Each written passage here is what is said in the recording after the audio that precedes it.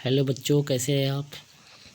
चलिए आज हम देखते हैं क्लास 10th का VVI सोशल साइंस का क्वेश्चन। ठीक है, जो एग्ज़ाम की दृष्टि से आपके लिए बहुत ज़्यादा महत्वपूर्ण है। ठीक है, तो देखते हैं। पहला क्वेश्चन है ब्रेस्ट है ना, लिटोवस्क की संधि किन देशों के बीच हुई थी। ठीक है, तो ब्रेस्ट है ना, लिटोवस्क की संधि किन देशों के बीच हुई थी, तो इसका ऑप्शन होगा डी, रूस और जर्मनी। ठीक है, आगे चलते हैं। मार्च 1946, ठीक है, मार्च 1946 में फ्रांस और वियतनाम के बीच होने वाला समझौता किस नाम से जाना जाता है। ठीक है, तो इस में तो कोई नहीं होगा। ठीक है, डी होगा इसका आंसर। चलिए अगला देखते हैं। पूर्ण स्वराज की मांग का प्रस्ताव कांग्रेस के किस वार्षिक अधिवेशन में पारित हुआ था। ठीक है, तो 3 का होगा 1929 लाहौर। ठीक है, क्या होगा, लाहौर। ठीक है, तो इसमें हो जाएगा ए 1929 लाहौर। ठीक है, 14 है सर वल्लभ भाई पटेल को सरदार की उपाधि किस आंदोलन में दी गई थी, तो भाई बारदोली आंदोलन। ठीक है, कौन से आंदोलन, तो बारदोली, याद रखिएगा। ठीक है, ये एग्ज़ाम के लिए बहुत ज़्यादा इंपॉर्टेंट क्वेश्चन है। अगला क्वेश्चन है, भारत के लिए पहला फैक्ट्री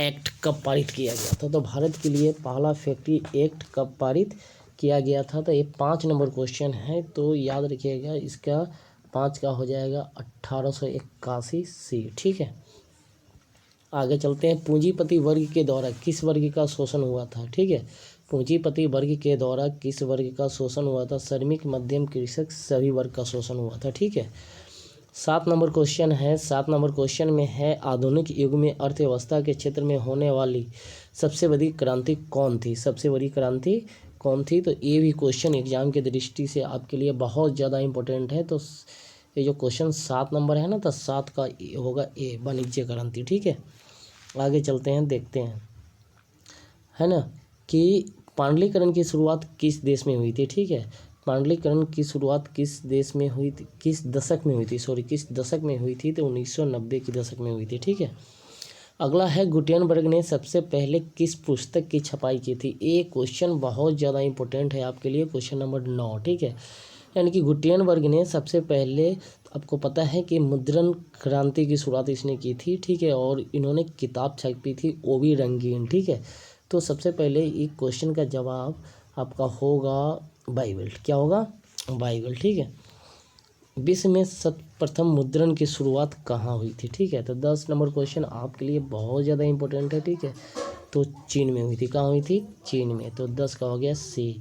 11 नंबर क्वेश्चन 11 है, मेढक के प्रजनन प्रक्रिया को बाधित करने वाला रसायन कौन सा है। ठीक है, तो कौन सा है, तो इसका होगा एंटीडीन। ठीक है, आगे चलते हैं, देखते हैं। बिहार में अति जल दोहन से, ठीक है, अति जल दोहन से भूमिगत जल में किस तत्व का संकेंद्रण बढ़ा है। ठीक है, फ्लोराइड, क्लोराइड, आर्सेनिक और लौह। ठीक है, तो इसका आंसर हो जाएगा सी। ठीक है, आगे चलते हैं, देखते हैं। संविधान की धारा 21 का संबंध किससे है। ठीक है, तो वन्य जीवों और प्राकृतिक संसाधनों को संरक्षण यानी कि उसको बचाने के लिए, तो 13 का ए हो जाएगा। ठीक है, 14 नंबर क्वेश्चन है। 14 है कि बिहार में कितने प्रतिशत भौगोलिक क्षेत्र में वन का फैलाव है। ठीक है, तो 14 का हो जाएगा आपका डी। ठीक है, 14 का कितना हो जाएगा, डी, 7%। ठीक है, आगे चलते हैं, देखते हैं। एल्युमिनियम बनाने के लिए किस खनिज की आवश्यकता होती है, तो 15 नंबर क्वेश्चन, एल्युमिनियम बनाने के लिए किस चीज़ की आवश्यकता होती है, तो बॉक्साइट। क्या चीज़ की, तो बॉक्साइट। चलिए आगे चलते हैं, क्वेश्चन नंबर 16।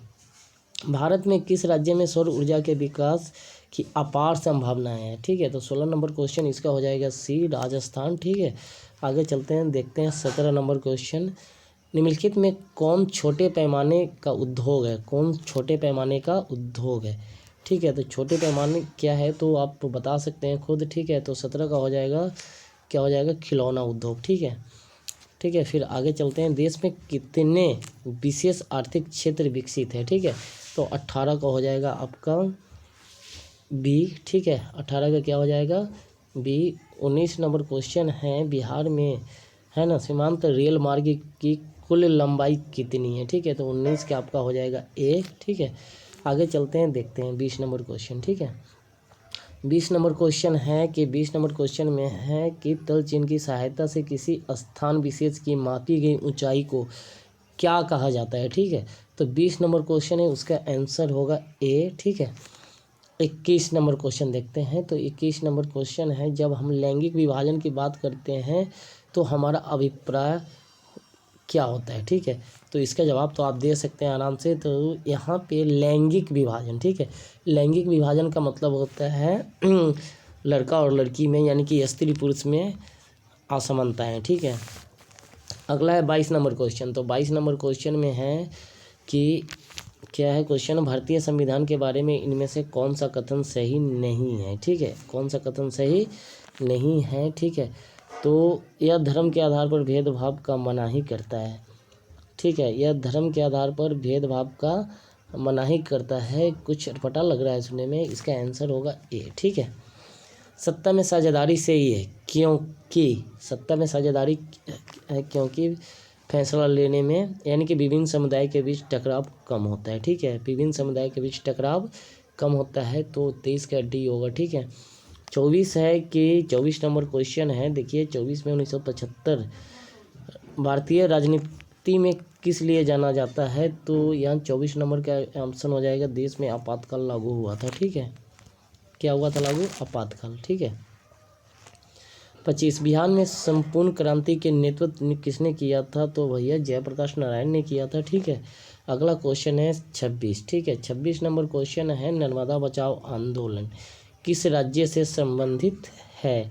नर्मदा बचाओ आंदोलन किस आंदोलन से संबंधित है। ठीक है, तो यहाँ 26 नंबर का जो जवाब होगा आपका नहीं दिया हुआ होगा, पश्चिम बंगाल। ठीक है, उत्तर प्रदेश, नहीं सॉरी, गुजरात, महाराष्ट्र और मध्य प्रदेश होगा। क्या होगा? गुजरात, महाराष्ट्र और मध्य प्रदेश, गुजरात, महाराष्ट्र और मध्य प्रदेश। ठीक है, याद रखिएगा। ठीक है, ठीक है, 27 नंबर, निम्नलिखित में से किसे लोकतंत्र का प्राण कहा जाता है। ठीक है, 27 नंबर क्वेश्चन है, ये आपके लिए बहुत ज़्यादा इंपॉर्टेंट है।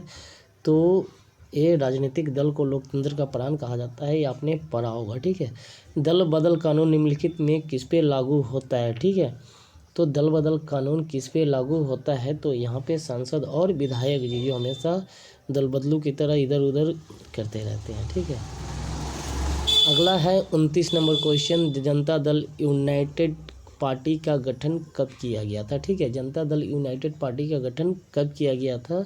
तो 2003 में किया गया था। ठीक है, क्वेश्चन नंबर 30 है, 30 में देखते हैं, निम्नलिखित में कौन अर्थव्यवस्था के प्राथमिक क्षेत्र में आते हैं।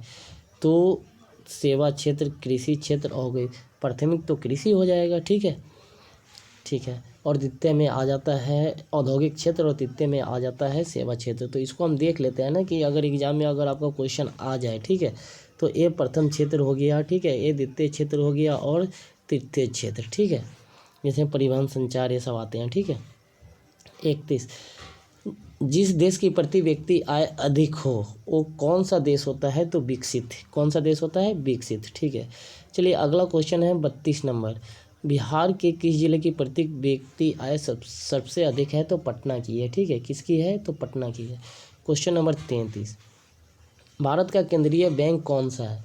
भारत का केंद्रीय बैंक कौन सा है। ठीक है, तो रिजर्व बैंक ऑफ इंडिया। कौन है? Reserve bank of India. ठीक है, चलिए आगे 34 नंबर क्वेश्चन देखते हैं। 34 नंबर क्वेश्चन में क्या है ना कि व्यावसायिक बैंकों का सर्वप्रथम राष्ट्रीयकरण कब किया गया था। ठीक है, यानी कि व्यावसायिक बैंकों का सर्वप्रथम राष्ट्रीयकरण कब किया गया था। ठीक है, तो 34 का हो जाएगा आपका बी, 1980 में। ठीक है, 35 नंबर क्वेश्चन है कि ऊर्जा का मुख्य स्रोत क्या है। तो कोयला है। ठीक है, 36 नंबर क्वेश्चन है। ठीक है, 36 में है कि उपभोक्ता अधिकार दिवस कब मनाया जाता है। तो 22 अप्रैल को। ठीक है, उपभोक्ता अधिकार दिवस कब मनाया जाता है। तो 22 अप्रैल को।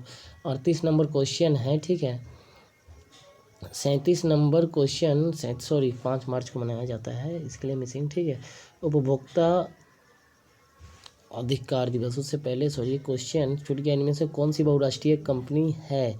36 बहुराष्ट्रीय कंपनी है तो फोर्ड मोटर्स, ठीक है, सैमसंग, कोका कोला, इनमें से सभी बहुराष्ट्रीय कंपनी है। यानी कि बहुराष्ट्रीय कंपनी होती है ना जो किसी एक देश में रजिस्टर होती है और बहुत सारे देश में व्यापार करती है, उसे हम बहुराष्ट्रीय कंपनी कहते हैं।